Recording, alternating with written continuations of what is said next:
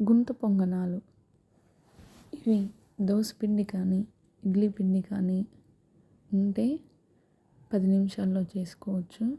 నేను ఇక్కడ 2 కంపుల దోస పిండి తీసుకొని అందులో చిటికెడు పసుపు, రుచికి సరిపడినంత సాల్ట్, సన్నగా తరిగి పెట్టుకున్న ఉల్లిపాయలు, సన్నగా తరిగి పెట్టుకున్న కరివేపాకు, పచ్చిమిరపకాయలు వేసుకొని అన్నీ మిక్స్ అయ్యేలాగా బాగా కలుపుకోవాలి.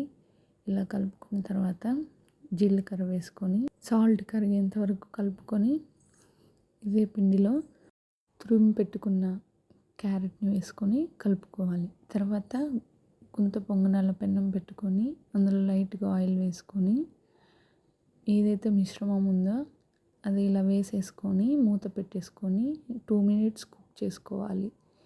ఇలా కుక్ అయిన తర్వాత రెండో వైపు తిప్పుకొని కాల్చుకోవాలి.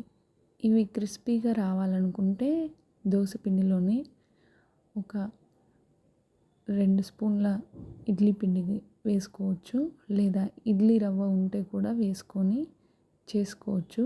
అలా చేసుకున్నట్లయితే మీకు పైన క్రిస్పీగా వస్తాయి, లోపల సాఫ్ట్గా వస్తాయి. ఈ గుంట పొంగనాలు పల్లీ చట్నీతో కానీ, ఉల్లిపాయ కారంతో కానీ, కరివేపాకు పొడితో కానీ బాగుంటాయి. ఇవి వేడిగా సర్వ్ చేసుకొని తింటే ఇంకా టేస్ట్ బాగుంటుంది.